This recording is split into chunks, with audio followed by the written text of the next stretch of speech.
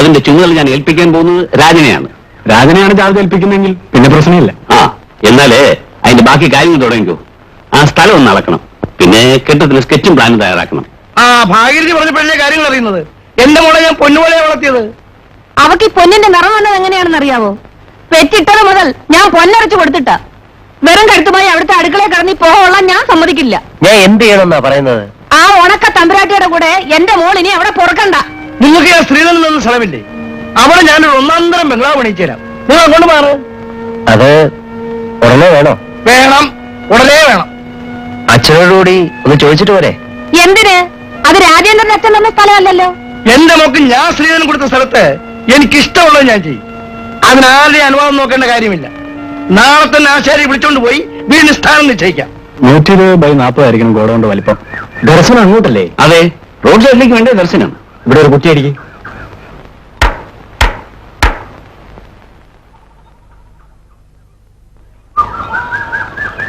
ഇവിടെ അളന്ന് എന്തിനാ കുറ്റി അടിക്കുന്നത്? ഒരു പാഴ്സൽ ഷെഡ് പണിയണം. അതിന് ഇവിടെ അളക്കുന്നത് എന്തിനാ? റോഡ് സൈഡല്ലേ, ഇവിടെ ആകുമ്പോ എല്ലാവിധത്തിനും സൗകര്യമാണ്.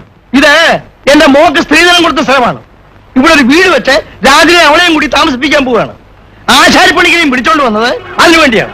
രാജന് ഉഷ എന്റെ വീട്ടിലല്ലേ താമസിക്കുന്നത്, അവരവിടെ തന്നെ താമസിച്ചോളും. അവർക്ക് വേണ്ടി ഇവിടെ വീടൊന്നും വെക്കണ്ട. അത് ഞാൻ തീരുമാനിച്ചോളാം. എന്റെ മോക്ക് സ്ത്രീധനം കൊടുത്ത സ്ഥലത്ത് എന്ത് ചെയ്യണമെന്ന് എനിക്കറിയാം. നിങ്ങളുടെ മോളെ വിവാഹം ചെയ്തിരിക്കുന്നത് എന്റെ മോനാ. അവന് സ്ത്രീധനം കിട്ടിയിരിക്കുന്ന സ്ഥലം ഇപ്പൊ എന്റെ കുടുംബമൊക്കെയാ. അവിടെ എന്ത് ചെയ്യണമെന്ന് തീരുമാനിക്കുന്നത് ഞാനാ. അന്നത്തെ പുറമ്പോക്കിലെ ലോറി ഡ്രൈവറാണ് നിന്റെ അച്ഛൻ. താൻ എന്നോട് മത്സരിക്കാൻ പോവാണോ? ഞാൻ പുറമ്പോക്കിലെ ലോറി ഡ്രൈവർ ആയിരുന്നു. നിങ്ങൾ എന്നെ ഒരുപാട് സഹായിച്ചിട്ടുണ്ട്, അതൊന്നും ഞാൻ പറഞ്ഞിട്ടില്ല. പക്ഷേ നിങ്ങളുടെ മകളെ വിവാഹം ചെയ്തത് ഈ നിൽക്കുന്ന എന്റെ മകനാണെങ്കിൽ അവന് സ്ത്രീധനം കിട്ടി ഈ സ്ഥലത്ത് ഞാൻ ഉദ്ദേശിക്കുന്നത് നടക്കൂ. ഇവിടെ ഞാൻ ഗോഡൌൺ പണിയിച്ചില്ലെങ്കിൽ രാജേന്ദ്രന്റെ അച്ഛൻ ഞാനല്ലെന്ന് നാട്ടുകാരുടെ മുന്നിൽ നിന്ന് വിളിച്ചു പറയും. ഈ സ്ഥലം എന്റെ മോക്ക് ഞാൻ സ്ത്രീധനം കൊടുത്താണെങ്കിൽ ഇവിടെ ഒരു വീട് വെച്ച് അവളെയും അവളുടെ ഭർത്താവിനെയും കൂടി ഞാൻ ഇവിടെ താമസിപ്പിക്കും. അല്ലെങ്കിൽ കാവി കൊടുത്ത് ഭിക്ഷാടനത്തിന് പോകും. ഏത് നടക്കുമെന്ന് നമുക്ക് കണ്ടുകളയാം. കണ്ടുകളയാം. വാടാ വാടാ.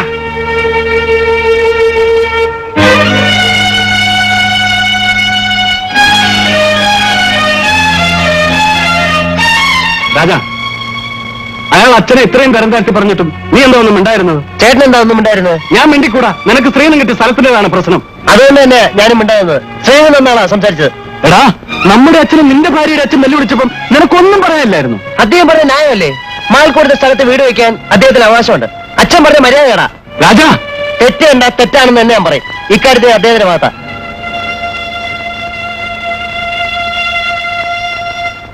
ഇതൊക്കെ ഒന്ന് സ്വരുക്കൂട്ടിയെടുക്കാൻ എത്ര വർഷം രാപകലില്ലാതെ പാടുപെട്ടു.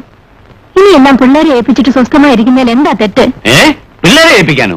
അതല്ലേ ലോക നടപ്പ്. അവര് വലുതായി പെണ്ണും കെട്ടി. ഇനി അവര് കുഞ്ഞുങ്ങളാണെന്ന് വിചാരിച്ചിരുന്നാ പറ്റുമോ? അവരവരുടെ പാട് നോക്കട്ടെന്നേ. ഞാൻ ജീവിച്ചിരിക്കുന്നവരെ എന്റെ ചൊല്ലുള്ളിൽ നിൽക്കണം. ഞാൻ പറയുന്ന പോലെ എന്റെ കാര്യങ്ങളും നടക്കണം. നിങ്ങളുടെ അച്ഛനും വല്യച്ഛനും ഇങ്ങനൊക്കെ തന്നെയാണോ ചെയ്തത്? അതൊന്നും എനിക്കറിയില്ല. എന്റെ മക്കളുടെ കാര്യം എങ്ങനെ വേണമെന്ന് ഞാൻ തീരുമാനിക്കും.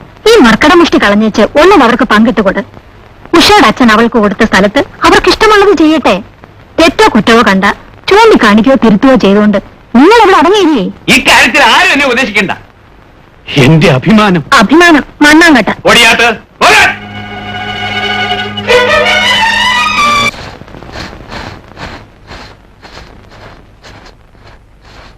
ഉഷേ, ഇത് ഭയങ്കര വിഷമാണ്. നീ മൂക്ക് പൊടിക്കൊണ്ട് സ്പ്രേ. ഇത് കോൺസെൻട്രേറ്റഡ് ആണോ? പിന്നല്ലേ. എന്നോട് പറയണ്ടേ?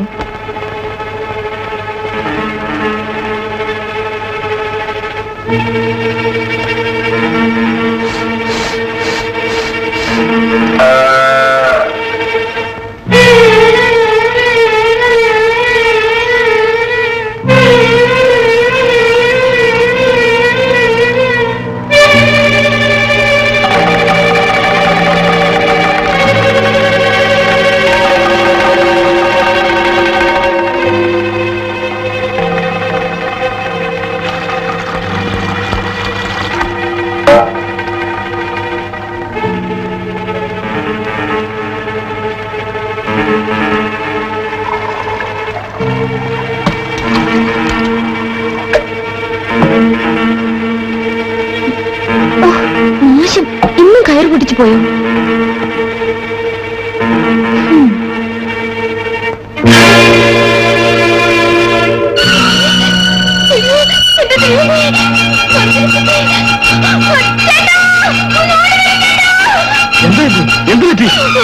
ഇത് കണ്ടോ ചേട്ടാ, അവര് വിഷം വെച്ച് കൊന്നതാണ്. ദ്രോഹികൾ, ഇത് മനുഷ്യരുടെ ഏർപ്പാടാണോ?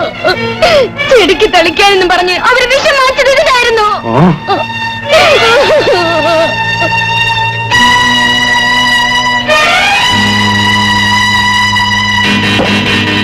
രാജാ കഥ രാജാ കഥ എന്താ ഏട്ടാ? മുറ്റത്തേക്കൊന്ന് വന്നേ. നിന്റെ ഭാര്യയില്ല പുണ്യവതി, അവിടെയൊക്കെ വിളിച്ചോ. വാടാ.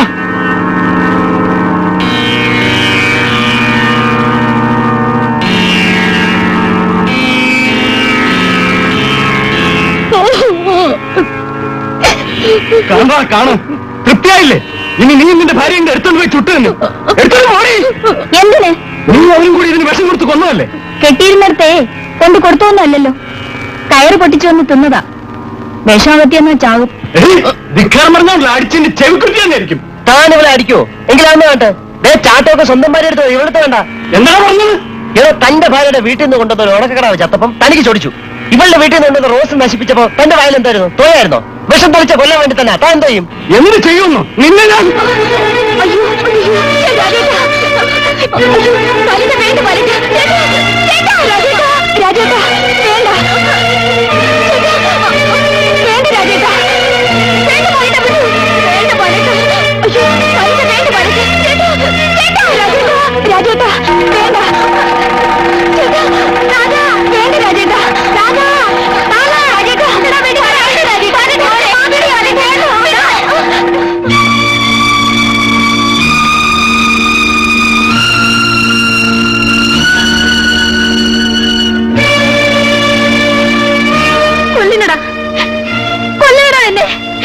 എന്നിട്ട് ഈ വീടിന് തീ വെക്ക്.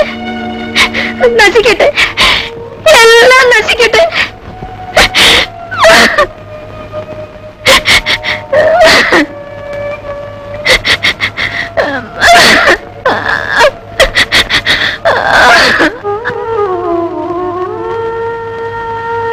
ഇത്രയേറെ വിഷമിക്കുന്ന എന്തിന്?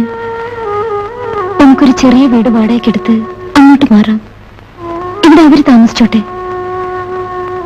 എത്ര ബുദ്ധിമുട്ടുണ്ടായാലും നമുക്ക് സമാധാനമായിട്ട് കഴിയാമല്ലോ. എന്താ ഒന്നും മിണ്ടാത്തത്? നീ പറയുന്നത് ശരിയാണ്, പക്ഷെ അച്ഛൻ സമ്മതിക്കില്ല. അച്ഛന് കാര്യങ്ങൾ പറഞ്ഞ് മനസ്സിലാക്കണം. നിങ്ങൾ ചേട്ടാനുജന്മാർ തമ്മിൽ എന്നും സ്നേഹമായിട്ട് കഴിയാൻ വേണ്ടിയാണ് ഞാനീ പറയുന്നത്. വരട്ടെ, നമുക്ക് ആലോചിക്കാം.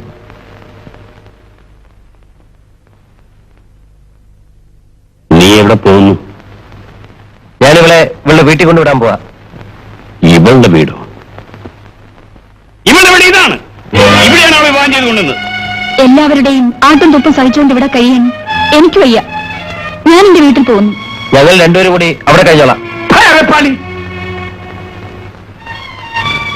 മാധവന്റെ മകനാണ് ഈ പറയുന്നത്. എടാ, നീ കൂലി വേലക്കാരനായിരുന്നു. ജോലി ചെയ്ത് അന്തസ്സായി ജീവിച്ചിട്ടുള്ളല്ലാതെ പട്ടിണി നടന്നിട്ടും എന്റെ അഭിമാനം കിട്ടിയിട്ടില്ലടാ. മാധവമേനന്റെ മക്കൾ തമ്മിൽ തല്ലിപ്പിരിഞ്ഞെന്ന് ആളുകൾ പറയുന്ന ആ നിമിഷം ഞാൻ ആത്മഹത്യ ചെയ്യണ. ഇന്ന് നീ ഇവിടുന്ന് പോയാൽ തിരിച്ചു വരുന്നത് എന്റെ ശവം കാണാനായിരിക്കും. ഇല്ല, നീ ഒന്ന് പോയി നോക്ക്. രാജാ, നീ അകത്ത് പോ. എന്താണ് ഈ നോക്കി നിൽക്കുന്നത്? ധൈര്യമുണ്ടെങ്കിൽ ഞാൻ വളർത്തിയ എന്റെ മകനെ വിളിച്ചോണ്ട് നീ ഒന്ന് പോടി, ഞാൻ ഒന്ന് കാണട്ടെ. നിന്നോട് അകത്ത് പോകാൻ ഞാനാ പറഞ്ഞത്.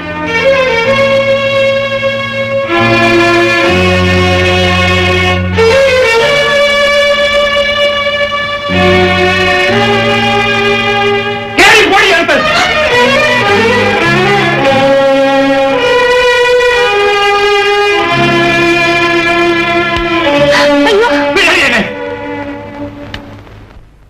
ആരെന്ത് പറഞ്ഞാലും എനിക്ക് എന്റെ വീട്ടിൽ പോണം. നിനക്ക് വീട്ടിൽ പോകണം നിർബന്ധമല്ലേ? പോവാം. അത് ഇന്നലെ വേണമെന്ന് ഇത്ര ആശ പിടിക്കുന്ന എന്തിനാ? നാണം കെട്ട വർത്തമാനം പറയരുത് കേട്ടോ. നിങ്ങൾക്ക് ഈ വിവരം എന്റെ അച്ഛനെ ഒന്ന് അറിയിക്കാവോ? എന്നിട്ട് എന്തിനാ?